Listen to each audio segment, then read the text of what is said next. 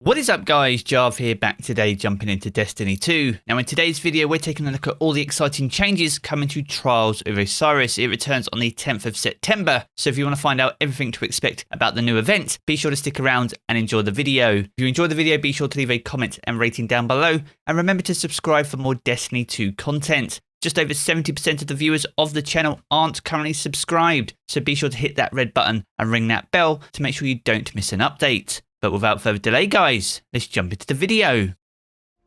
Now upon the launch of Season 15, Trials of Osiris was put on hiatus. This was to allow us to focus on new content, features and any tunings that have been delivered as part of Season 15. As well as this, Trials of Osiris will not appear alongside Iron Banner, as overlapping time-limited PvP events isn't good for the player base of either activity. With that all being said, and thus now being over 2 weeks into Season 15, Trials of Osiris will return on the 10th of September, and there are some big changes coming not just to Saint 14, but the actual game mode itself. Now one of the biggest changes is in fact how you even access Trials of Osiris, as this now requires an annual expansion to play. So whereas previously Trials of Osiris was a free-to-play event, you'll now need to own Beyond Light for Season 15, and this will switch over to the Witch Queen once that launches in February 2022. It technically puts Trials of Osiris behind a paywall, hoping for a better experience for all players involved. Now as well as accessing the event, Trials will now allow queuing and matchmaking without a full fire team. Now Bungie want to allow more players to try out the mode, as well as start earning Trials rewards even if they don't have a full team. You can either enter the playlist solo with a single friend, and matchmaking will make up the rest of your fire team for you.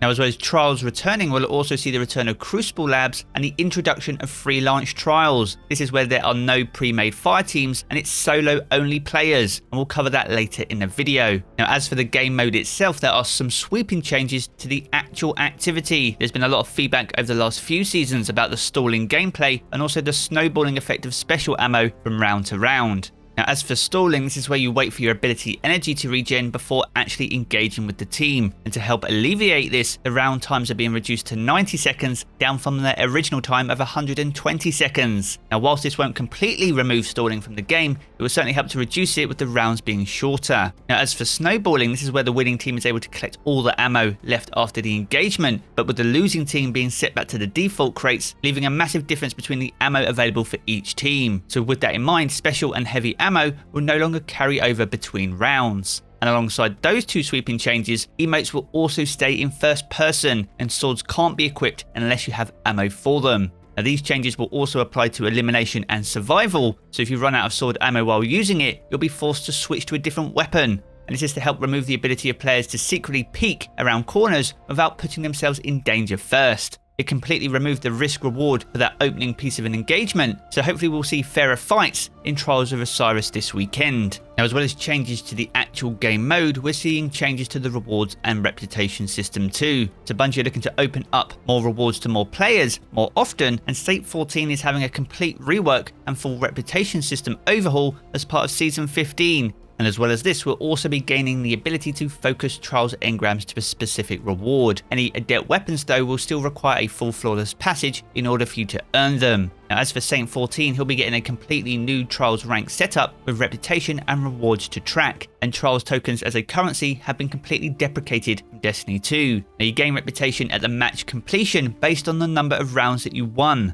and the ticket will track up to 20 individual round wins. Now this is to emphasize winning individual rounds for the core rewards, giving more players more achievable goals throughout the Trials event. And since you don't have to win full matches to get rewards, you'll always have a reason to keep playing even after a loss. Now any rank ups you get at Saint 14 will grant you a Trials Engram. Now powerful Trials Engram show up every 3 ranks before your first reset each season, and just like every other ritual reputation system, there are other rewards to earn every 3 ranks. And as for the Trials ranks, these have unique Trials weapons at rank 10 and 16 for each of the first 3 resets in Season 15. Now alongside the reputation and reward system, there are some changes coming to the Trials passages itself. Now whilst the original trial system had a massive emphasis on winning, and winning often to get rewards, whilst winning matches will still grant you the best path to the Lighthouse, Bungie are looking to make some changes to let players enter the activity to earn rewards without having to reset their passages on a regular basis. And it's with that in mind, passages will no longer track losses. A passage will either be flawless or not, and this allows you to keep playing and earning match and round wins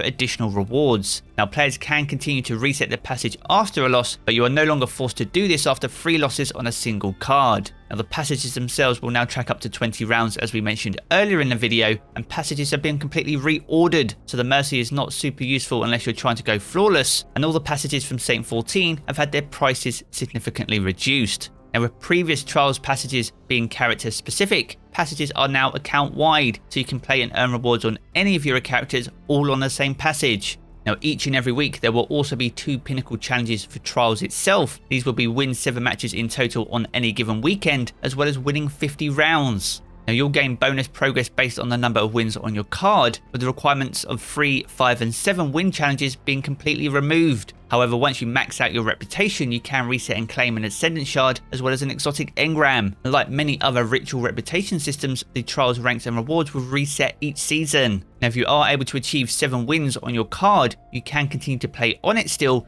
and this will give you a chance to drop extra Trials Engrams, Masterwork materials, as well as high stat Trials armor. So there is most definitely a reason to keep playing on a 7-win card if you're looking to farm out some extra Trials loot. Now as for the Lighthouse Experience, this isn't changing, so there are still unique adept weapons each week for the first time you visit on your account, and all the cosmetics and mods that are exclusive to Trials of Osiris are still available from the Flawless Chest and have a chance to be rewarded on return visits. Now as we mentioned earlier in the video, you'll be able to earn Trials Engrams as part of the activity, and these have been completely reworked, so you can now decrypt them to a random selection of current armor and non-adept weapons, and you don't need to have unlocked a specific piece of armor or weapon before it will show up in your loot pool. Now an exciting change is that you can now focus your engrams at Saint 14 to decrypt them into a specific item that you may have already received. So if you have gone flawless that week, then you can use these engrams to focus additional drops on the weekly adept weapon instead of having to reach the lighthouse once again. But bear in mind, if you're trying to focus an adept weapon, it is likely to be an expensive transaction. Now with all these exciting changes coming to Trials, there's also some tweaks coming to matchmaking for Trials of Osiris. Now whilst Bungie believe that the card-based matchmaking is still very valuable and will add significant drama to the event, it's also important to match people that have similar end game goals as well as similar performance characteristics. So it's with that in mind, there'll now be some skill-based matchmaking applied to the Trials of Osiris event. It's going to be a careful balance between match quality versus matchmaking time, and if matchmaking does take too long, then the game will widen the check it makes in order to find opponents for your next match in the event. Now naturally, any changes to matchmaking on any activity in Destiny 2 will have a variety of results, so this will be definitely something that Bungie will be keeping a close eye on upon the launch of Trials this weekend. So there we have it guys, a good look at all the new up and coming changes for Trials of Osiris. If you've enjoyed this video, be sure to check out one of the 2 videos you see here in these cards for more Destiny 2 content. And if you want to keep up to date with everything to do with Destiny 2, be sure to hit subscribe as well. I'm going to jump back into the game as always guys, and I will catch you all again very soon.